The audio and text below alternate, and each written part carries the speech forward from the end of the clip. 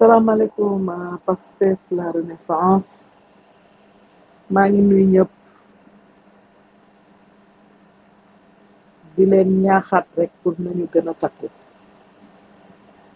dinaa leen wax benn affaire Macky Sall plan A la dóoragum 3 plans la Macky Sall dóor du man la neex rek ma toog di waxtaan de dama leen di wax li ma dégg li jóge ci ñoom te ci ku ko gën a jege la yàlla rek moo xam ndax dëgg la wala du dëgg plan A la ñu teg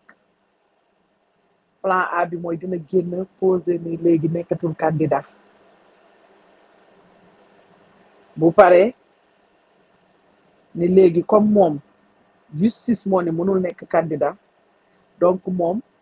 respecté na justice respecté na yoon donc bu mu mën a arrêté Ousmane Sonko mu mën a wax ne moom ni mu respecté justice na Ousmane Sonko respecté noonu Macky Sall ci calcul politique la nekk bu ko defee moom nekkatul candidat ña waroon jóg di xeex ci 3e candidature am ak waa Pastef yëpp dëkk bi jaxasoo léegi loolu du amati loolu donc waa Pastef rek ñooy jóg bu ñu xeexee 2 fan 3 fan ñu arrêté Ousmane Sonko bu teg ko ci kaso bi ci lay doog a seet moom nitam koo xam ne dina ko jiital pour mu dem élection Benno Bokk Yaakaar bu ko defee du tas plan boobu bu demee ba xam ne nag léegi gars yi génn nañu xeex nañu nag ba muy plan B bi léegi plan C bi mooy bu demee ba nga xam ne gars yi génn nañu xeex nañu dëkk bi yëpp mu woote état d'urgence billahi wal kitaabi ñaari nit ñu bokkul nii lañ ma wax mu woote état d'urgence ñu barricade dëkk bi yëpp fekk Ousmane Sonko gi ci kaso bi mu ne léegi comme dëkk bi ni mu demee nii munul dem bàyyee nii dëkk bi donc il est obligé que élection du mën a am 2024 donc léegi il faut que ñu prolonger élection yi A la B C nañ leen jóg ñu takk ñu taxaw nañ leen jóg ñu takk mu taxaw décision tay bi waxtaanew ko kenn lu dul 4 wala 5 personnes defe naa 4 ou 5 personnes na ko waxtaane donc léegi nañ leen jóg ñu taxaw ñu takku pour que ñu mën a taxaw léegi benn étape rek moo ñu des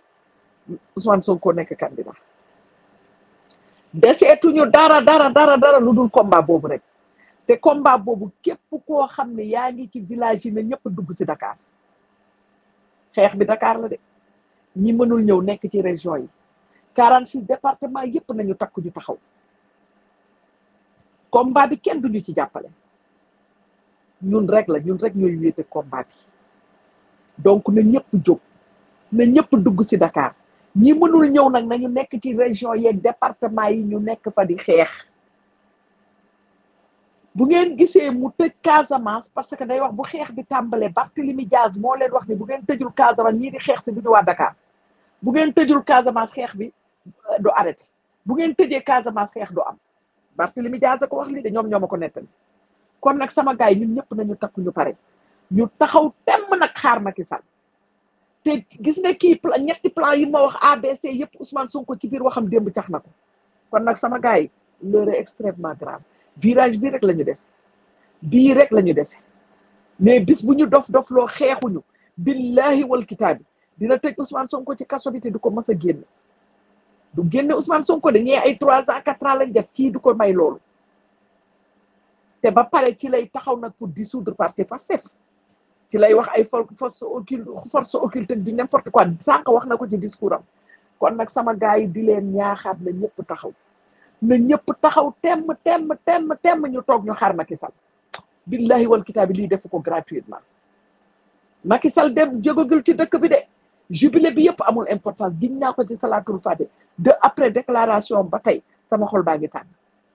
benn ci déclaration bi am na ci ndam te man bëgguluma Macky Sall ndam nit ñaa ngi taxaw di ko féliciter et les gens n'ont rien compris Macky Sall du ko ñuy féliciter lu mu ñu wax ay fen la Macky Sall lu mu wax du matin au soir ay fen la nañ leen takku ñu jóg ñu taxaw merci beaucoup